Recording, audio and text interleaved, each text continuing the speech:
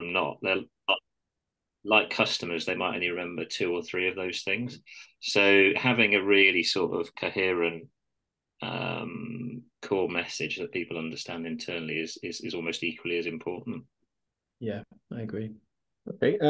Just a quick apologies for those that are listening to this a later date on YouTube. We've just started our recording a little bit later than normal, but you haven't missed too much. We were just defining what we mean by a brand. I'm going to come back to you, Ben, obviously, because obviously we're talking about brand equity, and when you've obviously built brands, and now you're working with a VC and you invest in brands, and you were just speaking. I know Katrina's got a little bit of a, I'm sure bee in the bonnet's the right term for customer acquisition, and how companies she's worked for in the past are so customer acquisition focused rather than focused on building the brand. But how do you guys value the equity of a brand? How is there a way of is there a formula or something? How would you value it? And so there are a couple of different ways that people do formally value a brand. I think bear in mind that we're investing at seed and Series A. Yeah.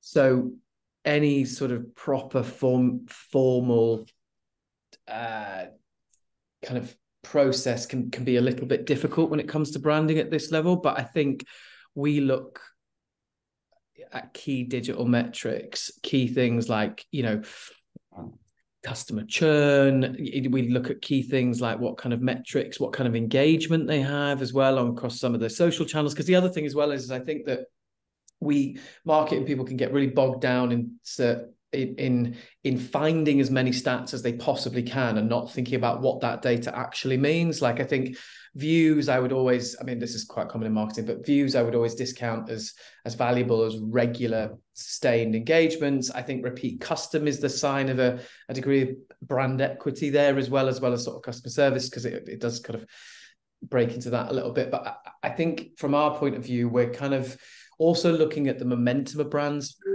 has had. So, it's a science and an art at this stage. So I look at, for example, metrics on things like Social Blade, which will show me a brand is increasing its engagement and is on an upward trajectory and accelerating that experience, or are they not doing that as such? Or, I think the other thing as well is I think you have to take a macro view in terms of what are their overall metrics for the year? Are they growing?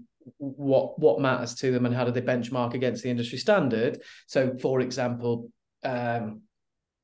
what are their click-through rates on their emails, or what are their open? I mean, I know open rates are difficult now with the latest update with iOS and Apple, but what macro view stats can I look at that give me an indication as to where they sit compared to the market, as well as kind of the indication if they're going up and down? Likewise, I think you can't, particularly in FMCG and fashion and retail, it's a consumer-facing brand. Like, just you can do a deep dive into the individual and the micro level, and actually some of the review sites, some of the kind of feedback that they're getting on their socials, how responsive they are. Like you can get a real feel for it quite quickly. And I think that, there are tools that can help you with sentiment analysis and all that sort of other stuff. And I think that the problem that we have is obviously we're valuing things cross-sector.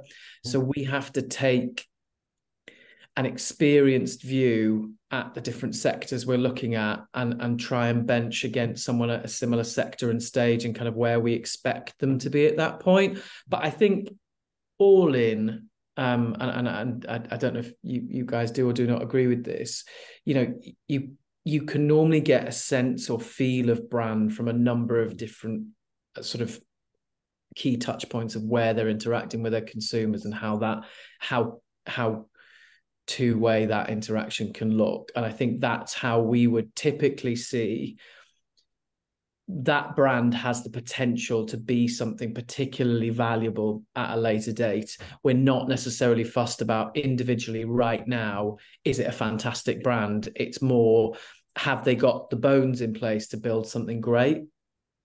You look at internally as well then, and how the staff retention, how they communicate the brand, and how enthused they are. That's a really good question. Again, it definitely factors in, right? Let's take, for example, Modern Milkman, one of my favorite brands in our portfolio. So Modern Milkman are a grocery delivery service that specifically was born out of the founder watching David Attenborough's Blue Planet all those years ago. And they were the fastest growing business in Manchester, tech business in Manchester, for the northwest. Sorry, last year, some of the metrics on them are absolutely insane. They've saved 84 million plastic bottles from going into the environment, and it's so clear, right? It's conscience and convenience. Like I can repeat it now to you, and I didn't even know I knew that, but it's so communicated that they were so hot on their metrics, but also internally. So what they realized was they're actually a logistics business that was delivering an eco choice within an established market. From my point of view, what they did really well is they focused really heavily on driver experience as well as customer experience, because how many bad stories have you now heard about Deliveroo shutting Portland Street in Manchester or Tottenham, Oxford Street in London, where Deliveroo drivers are on strike, and it's causing Uber and all these different sort of gig economy equivalents, real issues. Their driver experience is absolutely impeccable. Like the churn through drivers, whilst it obviously is naturally high because of the nature of the type of employment, they are so hot on their metrics about how that individual experiences their kind of employment, if that makes sense, because ultimately they're the only face other than digital that their customers will meet. And I think that was really refreshing compared to kind of some of the more, overfunded, arguably sort of substitute product competitors in sort of 10-minute grocery, which they don't really compete with, but they're just sort of blasting branding out and sort of not really treating their employees very well. I think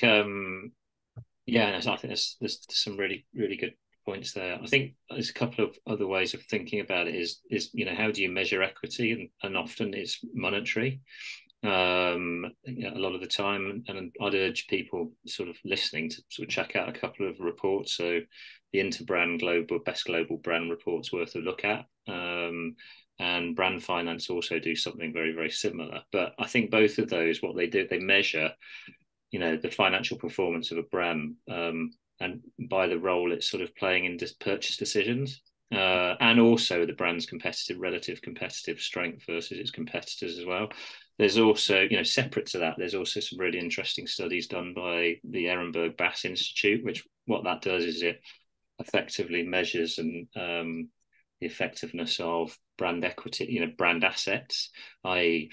it might be a particular logo or a color, and enables businesses to make decisions about what actually does and doesn't work, and make quite sort of scientific decisions about the sorts of assets that they should retain or lose.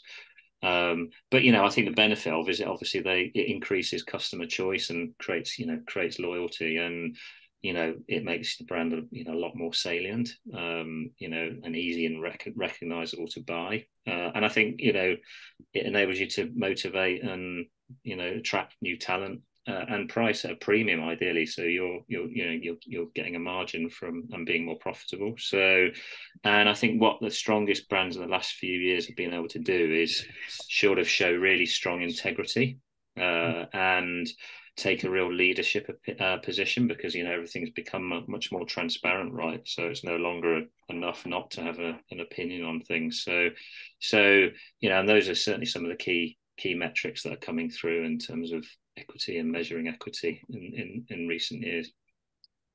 Fantastic. Just having a quick nose in the chat box. We've got quite an audience from all over here today. We've got Maria from Fashion Buying Academy in Bogota, Colombia. I've got friends there. We've got Rafid from dialing in from Toronto in Canada. Sanya from India, who's studying in Scotland. So from Manchester. So we've got quite a wide array of people here. We've got our first question here. I think it might have been coming back to you, Ben.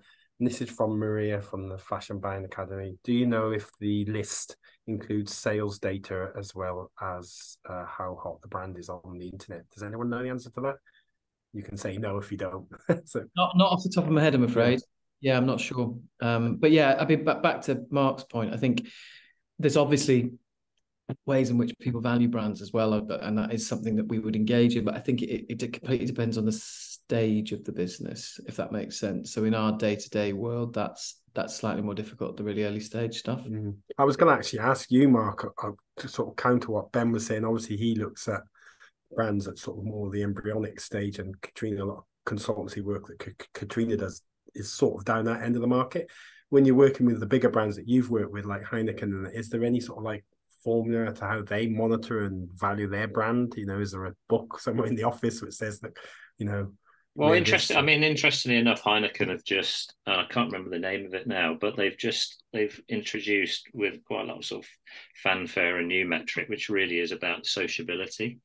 Because obviously, you know, having a beer with someone, right, is about getting together and sharing a beer. And so they've started tracking, you know, the ability of the brand to get, you know, to get people together and so socialize, which is a different way of looking at it, but also something that is quite closely associated with what sits at the heart of the brand. So some will try and attract metrics through to, you know, the positioning of the brand. Others will you know, try and do it through, you know, recognition and saliency. So it, you know, really depends. I guess it's a case of trying to tie it back to whatever the commercial objectives are, and you know, and work from there. But yeah, there's lots of different ways of doing it. But certainly, you know, companies like Heineken are looking at sort of more advanced ways of tracking and reporting equity through the distinctive assets that they own, but also what the brand actually stands for and what it means in the eyes of customers. It's really interesting that they've set their own tracking parameters based on what's important to them. And I don't think younger brands, maybe Ben, you agree with this, that they actually put any tracking in at all. So when you come to how is the brand doing, what is the brand perception, what is the brand equity, the level of investment there is hard to quantify because they don't have anything to benchmark it against anyway. And when you fully when brand is everything and you're looking at every single aspect of the business that it's affecting, then you can set your objectives and you can say, right, well, we want to track salience or we want to track positioning, and this is the positioning we're tracking against, and this is where our competitors are. And there's plenty of businesses out there that will help you do that, but it seems to be quite a later consideration down the line, even though they should be investing in brand sooner. Yeah, I completely agree. Like we support a lot of the marketing leads. So 37 portfolio companies, we act as like support for them. And they're all the way from like first marketing hire up to marketing teams of, you know, 15, 20 people sometimes. And it's really interesting. The kind of evolution of a brand lead or marketing lead seems to be sort of all the free tools they can possibly get their hands on. And then all of a sudden they're absolutely drowning in what they should or should not use. Because finally, as soon as they're allowed to pay for stuff, it's trying to figure out, you know, beyond those essentials, what do I actually need? Because there's so much marketing tech out there that is after what little tool budget you typically have. And there's a few big industry players who aren't necessarily the obvious choice because they're expensive and they rest on the fact that everyone else uses them, so it must be right. And I think that procurement of a decent sort of roster of tools or tech stack or whatever you want to call it for a marketing lead is really essential, because when you're reporting on something that isn't necessarily pounds and pence, that can be tricky, you know, and you can kind of engineer it such that you can hold yourself accountable through what you use. Yeah, I've got one more point to add that I think, you know, obviously it does depend on size of the organisation. You know, we recently worked with in the FMCG area with a vegan cheese brand, and we do a lot of work with the DBA, or the Design and Business Association, and they have something called the Effectiveness Awards every year, which is linked to, which is essentially a link to brand equity. And really, the way that's judged is quite objectively around how it relates to the objectives of that particular or commercial objectives of that organisation. It might, in one instance, it might be sales. Another, it might be about getting on the shelves of, you know, major multiple retailers. In others, it might be fulfilling an objective to have the right sort of sustainability credentials and being carbon neutral. So there are many different ways of, I guess it's trying to put them in place from the very beginning and have them, always have a sight of them, because more often than not it tends to be a bit of an afterthought. It just strikes me as such a difficult thing to quantify, though. And I remember speaking to Gordon Young, I don't know if you're familiar with him, the editor of the Drum magazine. Yeah. And he was talking to me about like Coca-Cola. He said one of their biggest threats is that everybody has collective amnesia and just basically forgets the brand, because you're basically investing in, sort of memories in people's head. And it just seems, no matter how much tech stack you have, it's really difficult to be able to like put that in a nice, easy, quantifiable report, really. I did want to move the question on a little bit. I wanted to talk a little bit about sort of examples of strong brands that you guys either working with or like, particularly within the fashion and FMCG space. I'm looking for sort of kind of case studies here. If there's anyone, it doesn't have to be companies you've worked with or working with, but is anyone out there at the moment? Kat, can I come to you first on that? Is anyone you like?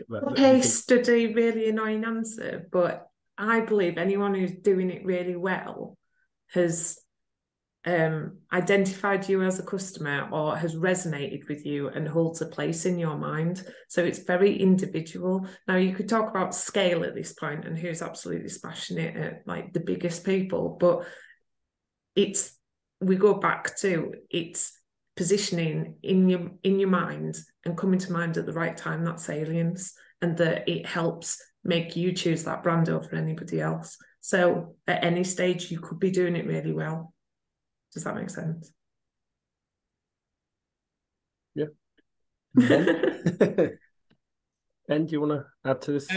I'm trying to think who I one thing that I have noticed, and I'm going to be annoyed too, because I will get around to an example, but I think what I've been really amazed by is, even in the time that I've not worked in social anymore, is how specific, relatable, and kind of emotive some brands are now getting through social. As in, some of the copy, some of the thinking about who your audience profile is like absolutely astounding with some of the ads. Like it feels like they're talking to you, like, hello, 5'7" marketer in central Manchester at the moment. I know you got up late today. And I think that I obviously that's not a direct example, but you're surely 5'9", and I thought you yeah, on a good day. So I think from my point of view, it's really interesting seeing how clever now some of that targeting is getting and how specific in some of the kind of cultural touch points they're using in some branding. I also think that it still feels personal, but I'm seeing so many people around me, who are similar to me and in the same target demographic, get similar things marketed to them, if that makes sense. But I personally think with the amount of noise out there at the moment, I think people who approach certain channels for certain things with a really clear objective are, I think from my point of view, really refreshing, where it's not trying to be all things to all people on all platforms. So, I particularly like a biking brand called Van Moof, who do really beautiful, clean cut, really nice looking kind of a really decent Instagram account. I find it really interesting, some of the kind of, talking about FMCG, some of the like publisher brands that are doing really interesting things. Like I think what Mob Kitchen have done as a brand is they know who their target audience are, and they manage to execute it perfectly across every different medium, both print in terms of their books, as well as kind of what their TikToks for, what their new broadcasts on Instagrams for, what their Instagrams for, what their stories are for, what their feeds for. It's and the partnerships roll in because everyone knows what it is. And I think that consistency is a really good example. I also, to be fair, have seen some really impressive kind of brands. I think Manchester's fashion scene generally has some really interesting kind of quite pioneering brands, if that makes sense, and that they're not trying to be a mass market offering, and they really dig into that. And I think that's with a very extensive kind of background in a lot of sportswear, streetwear, and that kind of heritage behind them, as well as quite, you know, substantial kind of creative and kind of arts community. The kind of smashing between those two things, I think, is a really exciting place. So you know, all the way to the sort of really art house stuff, where I the guys fairly well at a brand called Menic Matty, which is doing some really interesting things as well, which is kind of pushing the boundary of what a brand might, almost kind of as a social commentator, if that makes sense. So I think from my point of view, it's a difficult one to answer, but I think, you know, when it's being done well, you know. I also think you can see when it's been done badly, right? Like, you know, there's a lot of brands out there that you think didn't innovate or didn't iterate and didn't realize that their audience was changing as they grew. And I think that being too heritage folk, well, you've got to stay true to why you started in the first place, but not evolving with time and as your kind of demographics are changing. I think you people can get caught out where it's too late almost, or there's a lot of work to do when actually you've lost touch or lost a degree of connection with them, particularly in something like fashion that's so emotive. Mark, have you got any examples you want to share? Can I just jump back in, because Ben said about like how the adverts are working so much harder now that the copy's on point, it's speaking directly to people. I think it's slightly because of how all the algorithms have changed and how the targeting has changed. So it's like a necessity now that you need to speak to the customer, even though you might be going broad with it. And I saw a really good example today, so I will give you a brand. And it was True Classic. Finally. True Classic, those T-shirts, you must have been shown. So good. So well done. Yeah. So good. And you can just see how they're talking to entirely different people. And it's the opening screenshot, it's the openings, and then it just goes on to the same video. And it's like problem solution. But it's like, hey, you can pick up girls, or you can look like you've lost weight, or your husband will love this gift. And it's just totally different entry points. Love that. It's great when you get brand that when something's marketed at you, you know, but when you get something that just fills your kind of branded needs, you know, like a brand that you just love, you almost become the best advocate for that brand, whatever that might be. Mark, is there any examples you want to shout about? Or I guess I've worked quite a bit in luxury area as well, and I think there's a lot of codes within the luxury sector that I think are probably obviously super relevant, you know, with brands like Macallan, you know, and that sort of whole sector really is about people sort of doing what they want when they want. So, and it's become sort of a lot less material, and you know, it's much more about that, you know, about the experience these days, and making the sort of most of the time that they have with people. So, and also I think, you know, brands like Gucci are fantastic at just sort of looking from the outside in. You know, obviously massive brand and one of the sort of top 20 global brands, but you know what they're great at doing is, you know, leaning on you know different cultures, whether that be, you know, street culture from hip hop or you know, other sort of outside sectors. So I think that ability to sort of be quite innovative and progressive, and also be, I think in their instance, be quite sort of irreverent and unexpected, and also have quite interesting partnerships with brands like Palace, for example. You know, they're sort of stretching the bounds of what you might expect you know, a high-end luxury fashion brand to do. You know, I think Adidas Originals, you know, picking up on what you guys were saying earlier, I think Adidas Originals is an interesting one for me. A good example of, you know, a brand that's got a really, really strong proposition, you know, which is around, you know, we gave the world the original, and you gave us 1,000 back, and they've got some really, really lovely content films out at the moment that it's worth everyone taking a look at. If you Google it, you'll find it. But yeah, it's just great emotional storytelling, and I think that's probably what certainly the luxury fashion brands are exceptionally good at doing, and have led the way, you know, across branding in general over the last 10 years. Yeah, sorry, go on, Ben. Sorry, I was going to say, I really we while I was at Social Chain, always looked at Gucci, and you know, they were so early to everything. I mean, obviously being first on social is so important, and they were the first to kind of do partnerships that you never expected them to do. And I completely agree with the Palace thing. I think they're such a good example of where you could take something like, or how you could surprise people with some of the things that you do.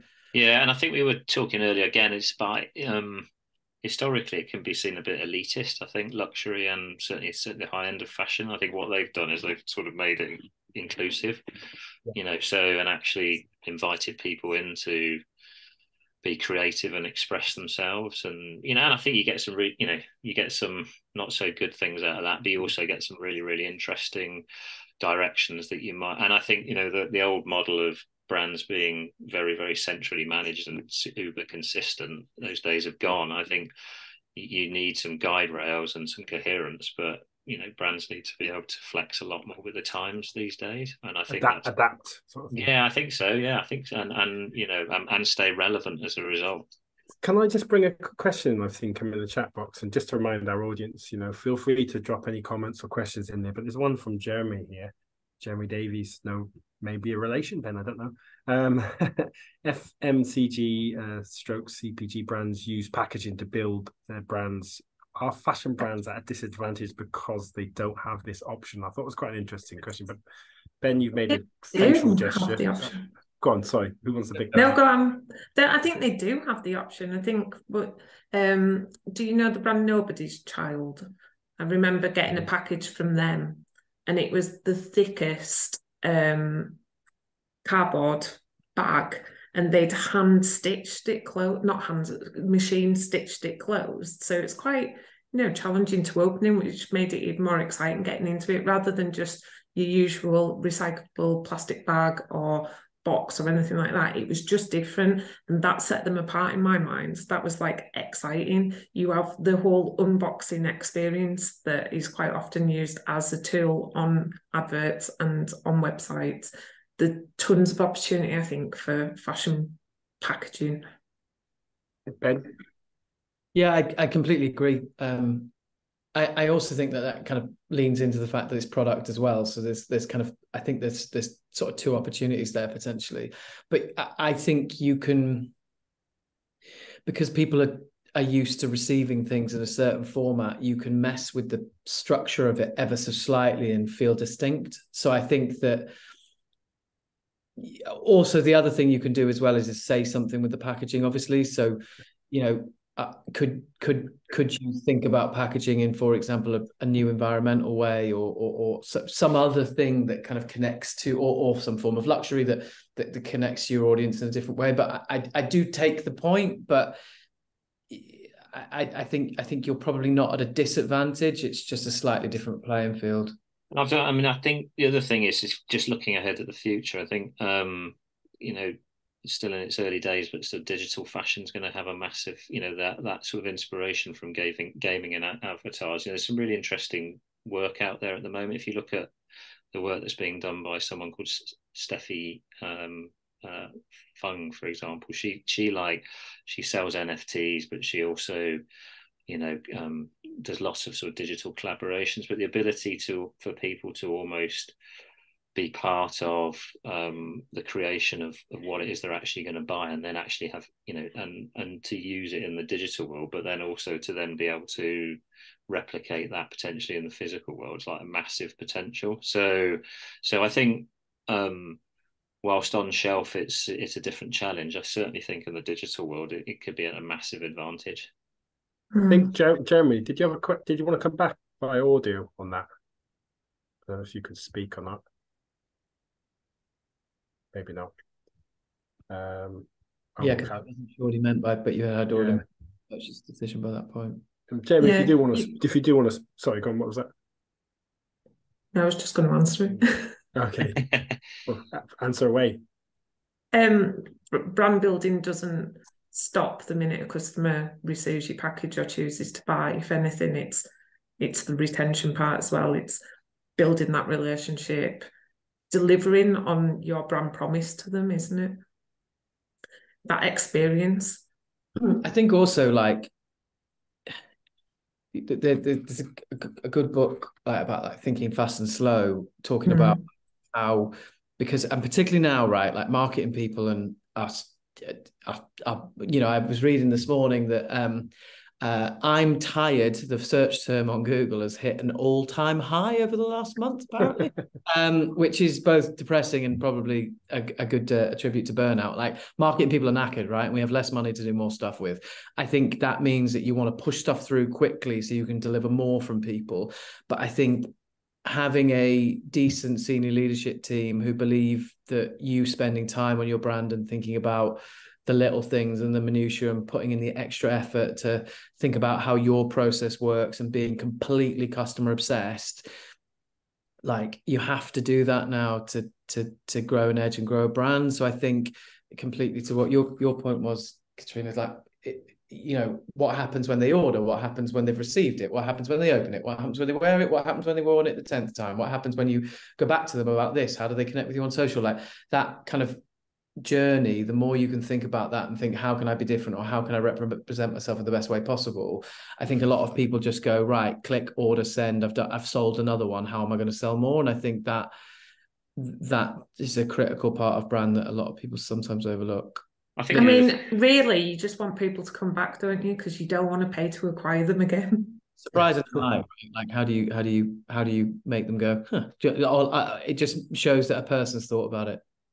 I think the other thing is, yeah, you don't, and also just go back to Jeremy's question about, not having the luxury of a packaged good necessarily within a retail environment. The difference, from a sort of essential point of view, is that you can actually pick the product up and feel it and touch it and smell it. So in many ways, and try it on even, right? So in many ways, the option of actually experiencing it before you buy it is even better. So I guess the emphasis there really is on that retail experience, whether online or physical, to be one that is like really compelling and engaging.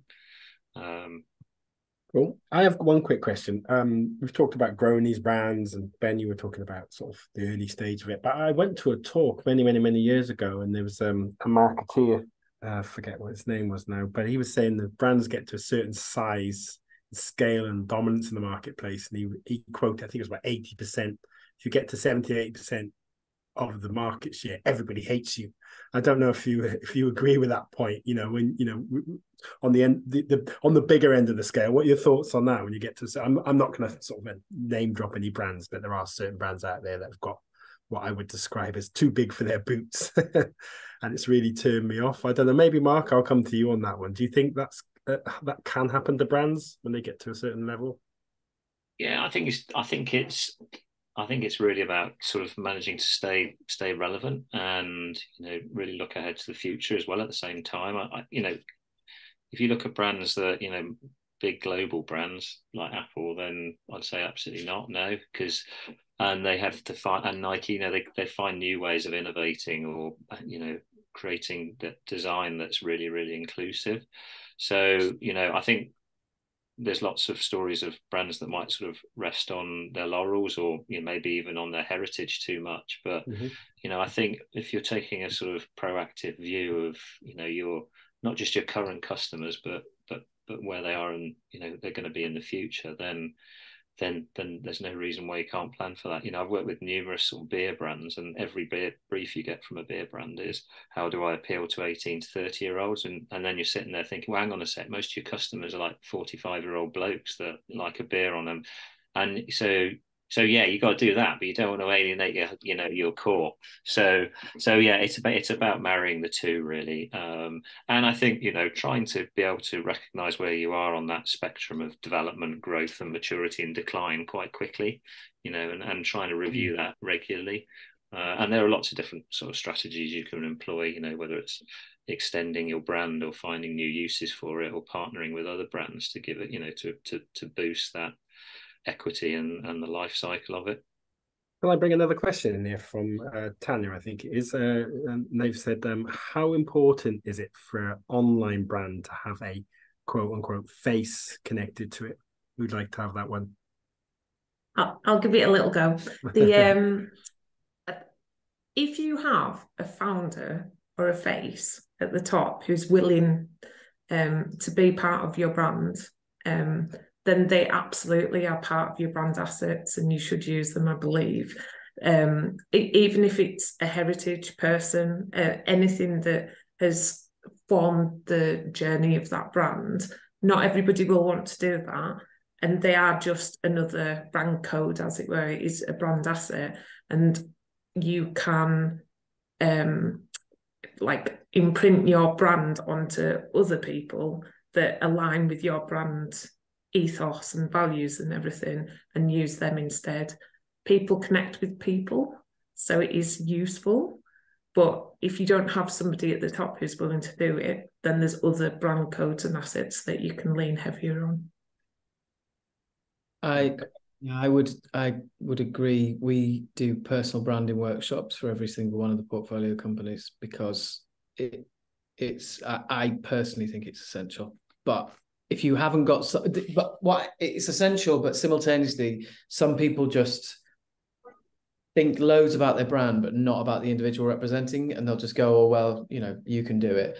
They don't think about what they should be known for. So I think there's a bit of a lag in terms of a professionalization of how you think you personal brand someone. So that can be, it doesn't need to be polished, but it does need to be thought about. And I think that can be where people mess up. But they work for you, right? They're free. They're a lot cheaper than. It wasn't something you did much at Social Chain, I don't think. No, we didn't do any of that.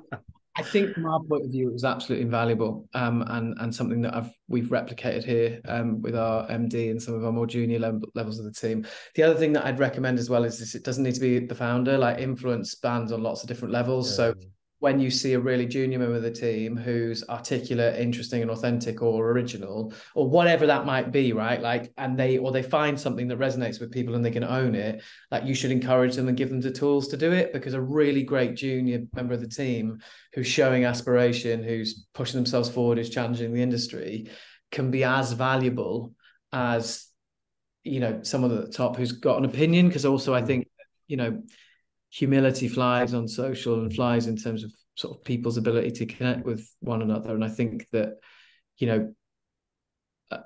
people at the top's opinions sometimes can be less interesting than people who are a bit more relatable. And not everyone's comfortable, are they? Yeah, they're not on the cold face of it. And I think that I think is an overlooked thing for a lot of people.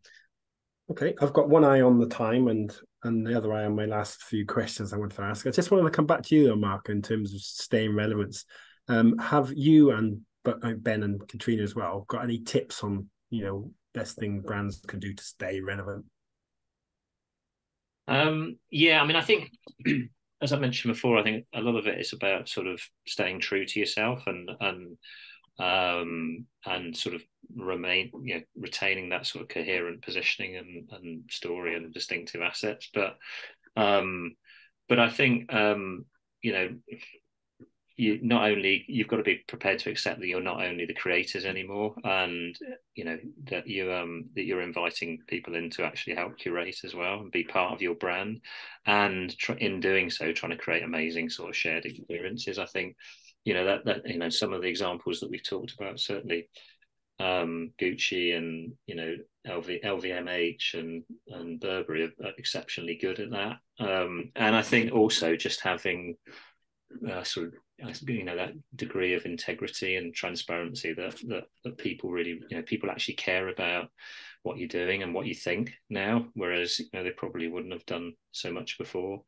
And I think that, like I said, the codes of the sector are constantly changing, so it's important to be fully up to speed with those, but be prepared to accept thinking that's not always just purely within your own sector, actually, because there's a lot of really interesting stuff you can put a completely different sector into yours and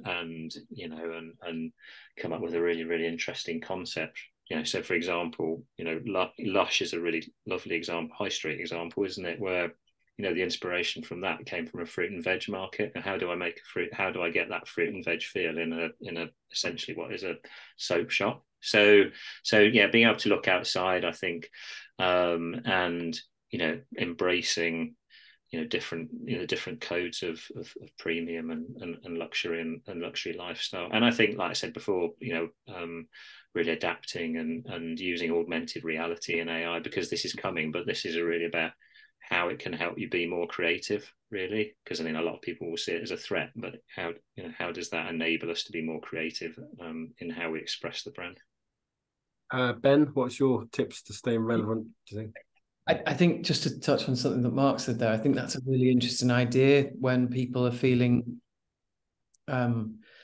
like sometimes stuff's getting a bit stale. I think that looking at cultural commentators who run in tandem with you but not in the same industry, sometimes we can obsess about our competitors and other people, whereas actually if you're thinking sort of completely separate, as long as it doesn't feel like you're sort of jumping on the bandwagon as such, I think that's a really interesting way of kind of being part of a conversation that everyone's having, and let's be honest, you might be talking to yourself, if that makes sense. So I think that's quite an interesting thing to kind of take inspiration from places that are outside your sphere, so that you can kind of stay relevant as such. I think from my point of view,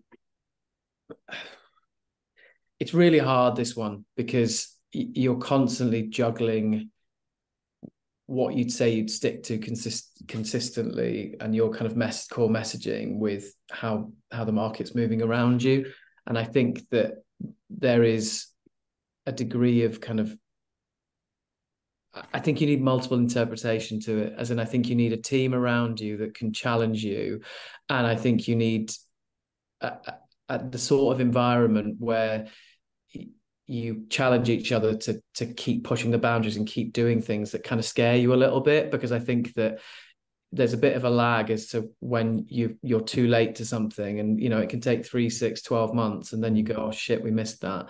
And I think that by constantly sort of living in a little bit of fear, it does kind of make sure you're being pushed in the right direction a little bit, but it is a really difficult thing, and I think it's definitely kind of a core problem, staying relevant, that keeps a lot of marketing people up at night.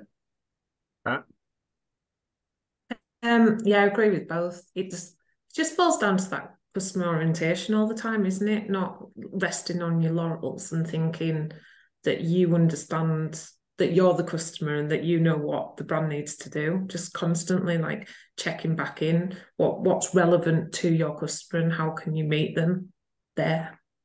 Yeah, I've got one more thing just to add. I think it's also about understanding both the short and the long term. So, i.e., the short term of performance-based marketing and the long term of brand building. And there's been really interesting studies being done over the last few years by the IPA on the creative effectiveness of communication advertising, which has actually shown a decline because of the over reliance on performance. So it's not about saying you should be doing one or the other. It's about saying you've got to be doing both, but it's about how you make both work together. But really, it's relevance. It really is how do you activate the sort of the left hand side of the brain and emotion as the right, and emotion's really about long term brand building, and relevance is all about shorter term performance based marketing, and it's about getting both working together. Yeah, and understanding the level of awareness your customers at and putting that right message in there, because I see so often that people think they're doing brand and acquisition, but they're actually putting the same message out to both. They're like, oh, well, that's an awareness campaign, but we'll just keep the messaging the same. It's like, you're not talking to the customer at the right stage, at the right level of awareness. So they might think they're doing the brand awareness bit, and they absolutely are not, because they still tying it back to, well, I can measure it, so it has to convert. It doesn't work like that. Yeah, we see when money's tight, right? Like our sorts of departments feel peaks and troughs harder than anyone else's, right? And it's interesting. We've seen so many of the marketing departments in the portfolio companies kind of move towards performance marketing, and not necessarily always with success, because you don't just get to blow a load of money on Google just for acquisition without doing any of the groundwork. And I think sometimes when money's tight, people do take a naturally short-termist view, which bites them in the long run. And that demand marketing, because you're basically fishing in a pool of people who are in market and potentially know about you or know the problem, and they're at that problem solution highest awareness stage because they're ready to convert. When in times of recession or external problems, that pool instantly shrinks.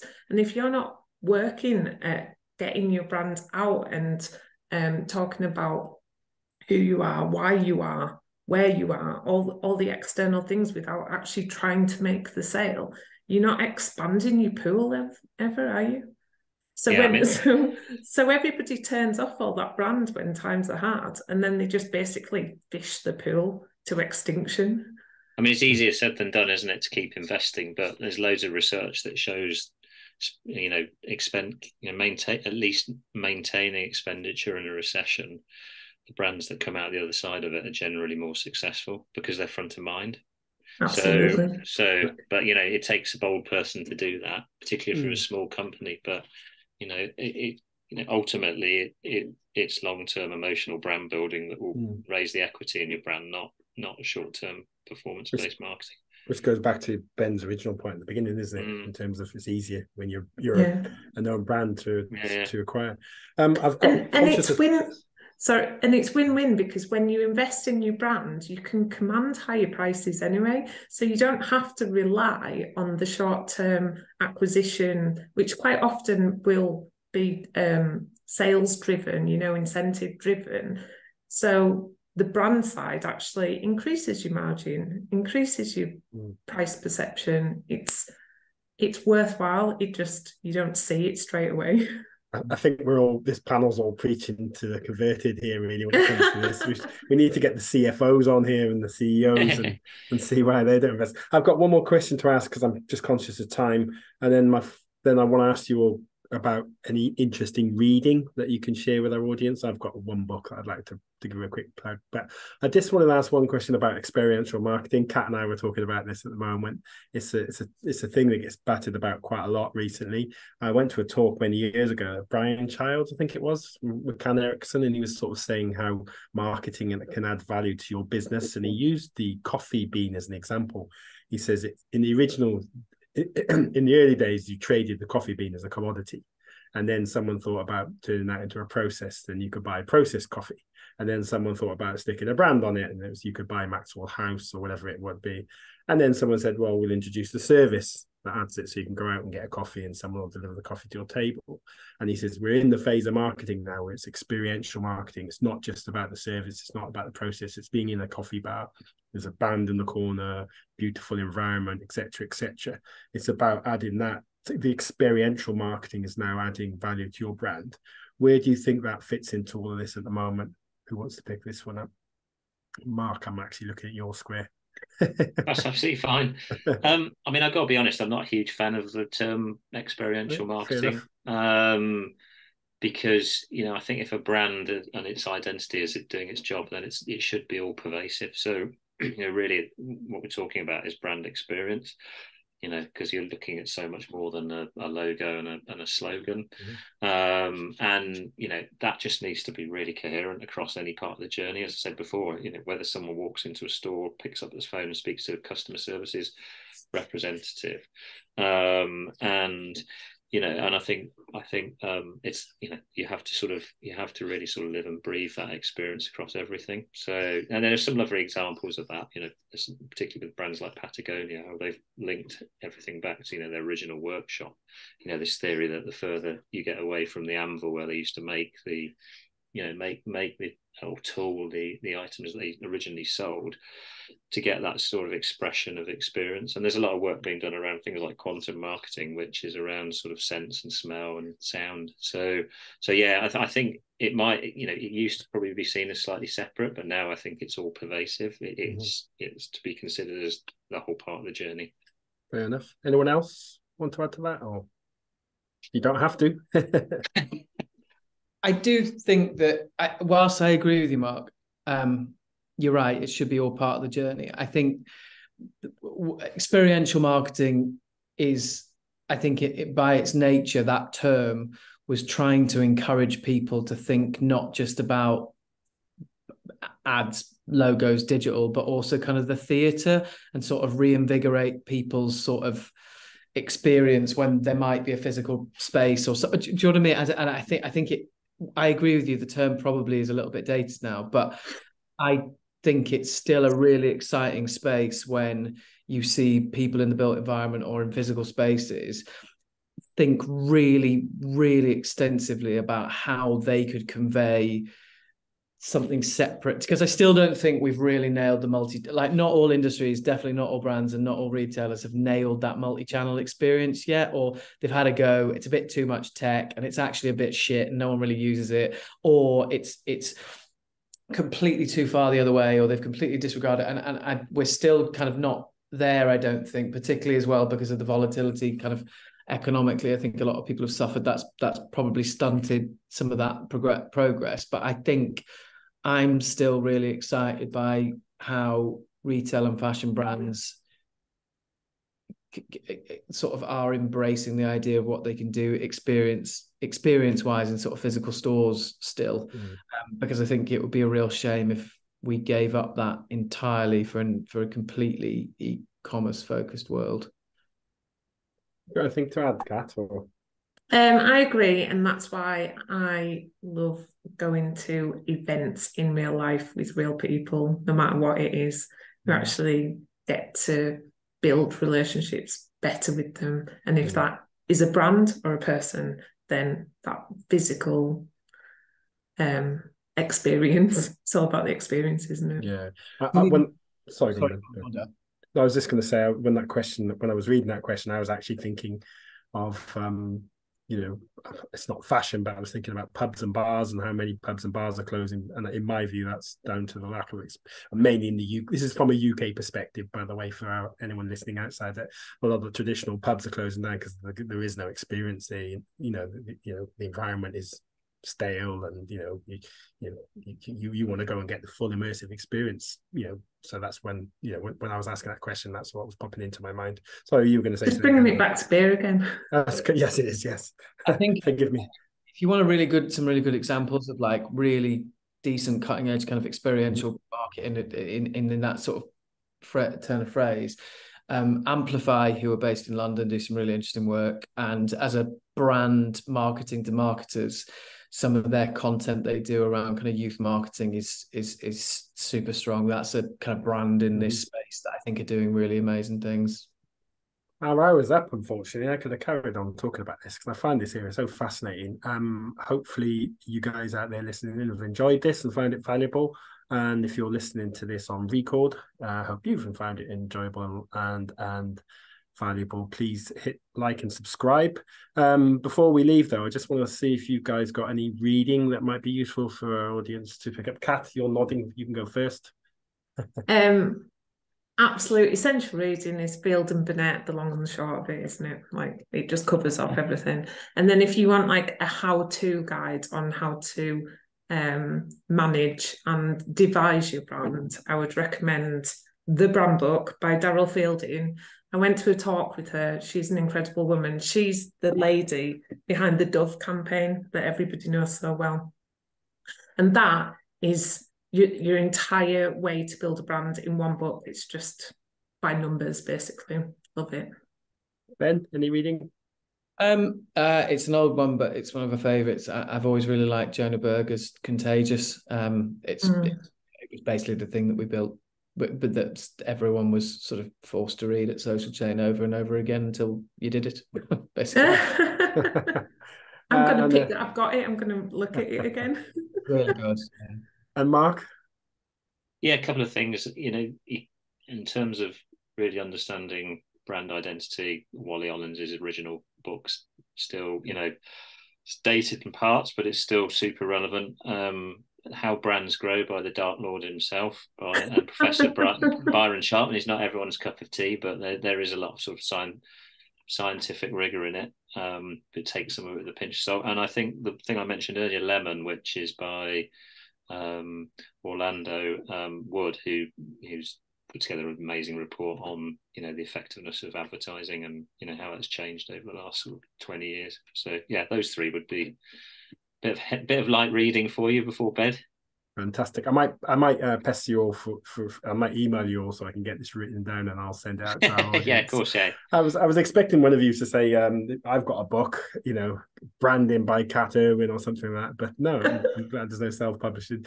The book I probably want to plug is 22 Immutable Laws of Branding. I read that a few years ago and I found that was really interesting.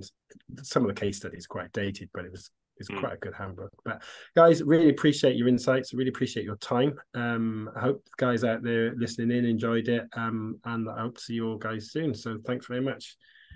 See you again. Bye-bye. Thank you.